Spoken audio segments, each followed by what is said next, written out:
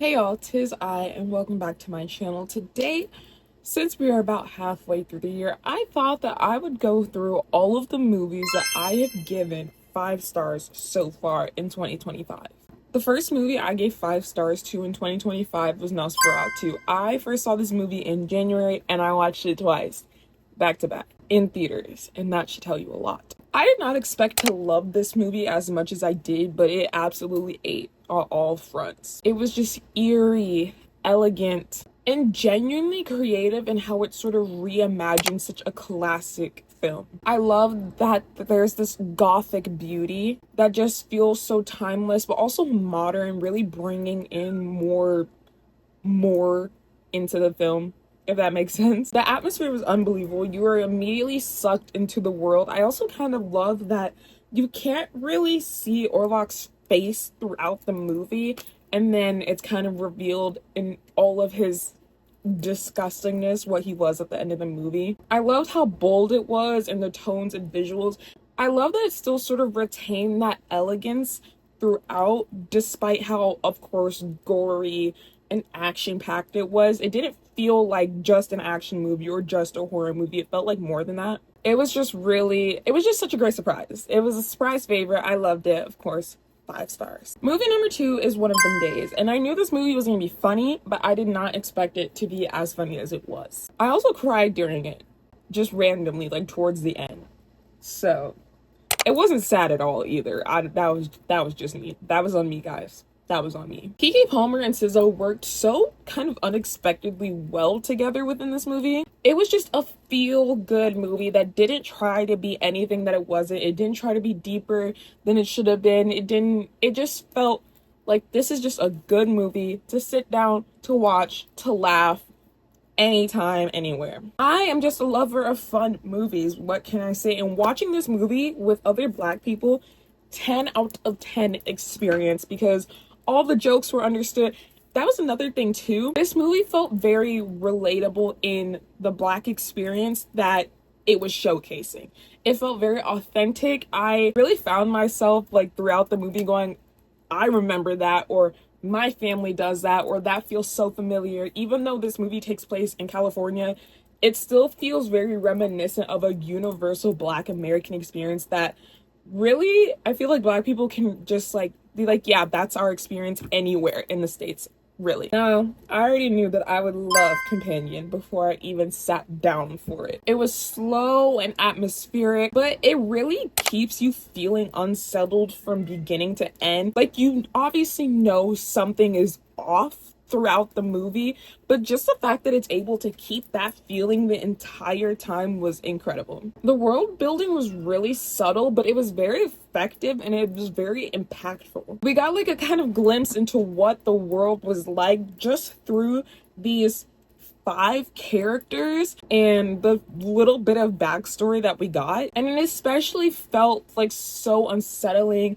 and you could feel that emotional impact as things started to unravel in the movie as well. I do kind of wish that they kept the plot secret of Iris being a robot like a secret, especially because it kind of just got showcased throughout the trailer. I feel like this movie would have been even better. Like, it was already incredible. I feel like it would have been even better if that was just like a little bit of a secret. Like, you can kind of imply it, but we didn't know for sure. But other than that, I really enjoyed this movie. Movie number 4 is Blade, and this is the first movie on the list that I have already seen before. I watched this movie kind of a ton of times when I was a kid, and I loved it then, and I love it now. It is just campy, stylish. It is just absolutely iconic.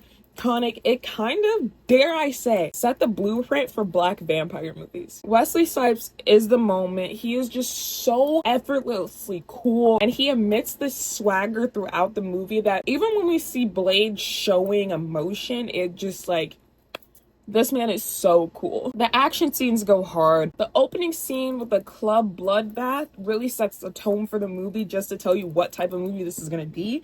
And that type of movie is the one like, get in where you could fit in, and if you don't fit in, you gotta go.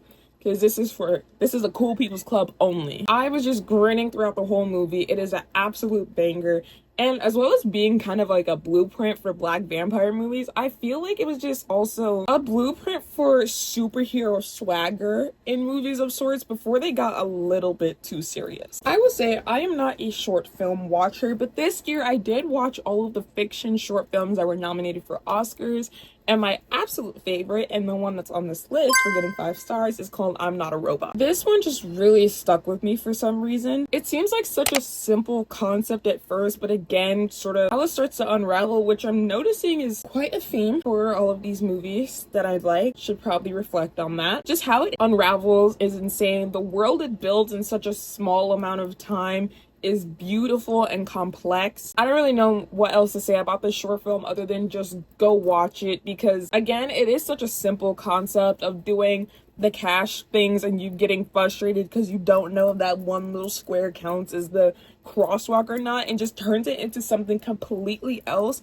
And again, such a short time making such an impactful commentary about our world. Movie number 6 is another movie that I've already seen before, and that is Princess Moanette. This movie is just breathtaking. The visuals, the score, the characters, the arcs, everything about it is just so well thought out, is so well put together, and I expect absolutely nothing less from Studio Ghibli. I haven't watched this movie in so long, but I got to see it in theaters. I think I saw it in IMAX, which was so cool, and it made me really want to revisit a lot of my childhood favorites as well, just to see if they went that hard. Because I just forgot, I guess. I also love the sort of complex storytelling of, obviously we know who the bad guys are, but there's also all these different reasons as to why they do this, that. It feels like there's so many villains, but as the movie goes on, it's sort of revealed why they're villains, and it's kind of justifiable. It just really lets the world be messy and beautiful and have so much personality. The environmental themes hit even harder now too. I will say, the Dear God freaked me out as a child, and it freaks me out now. That is a really scary thing to look at, and it's like the being in this world, and everyone like really respects it, and it's just so ugly, and it scared the crap out of me. This movie is probably my favorite movie of all of 2025 so far, and that is, of course, none other than Sinners. And I'm not saying that just to say that. This movie genuinely blew me away, just completely knocked my socks off. I'm not gonna lie, when I first saw the trailers for it, the whole twin thing with Michael B. Jordan really threw me off. Like, I don't want to say I thought it was gonna be cringy, but I didn't think it would be anywhere near as good as it actually was. But as the movie came closer, and then of course I got to see all the videos of Ryan Coogler talking about the process of making the movie and how the movie was made on IMAX and film cameras, I was like, hey, I guess I'll give it a shot, and boy am I glad that I did. I was just completely in awe. Again, I really love that sort of descent into chaos, but I also love all the beautiful parts that come before it, like them putting together the juke jam. I love the displays of culture, not even just Black culture, but also how they tie in Asian American culture, and when they tie in the complexities of what it meant to be Irish in America, especially because in Europe, the Irish weren't really considered white. They were considered less than. In Europe, there was no such thing as white until they came and colonized America. Then all of a sudden, the Irish became a part of that. And I think that's just what makes Remy's villain so much more complex to me,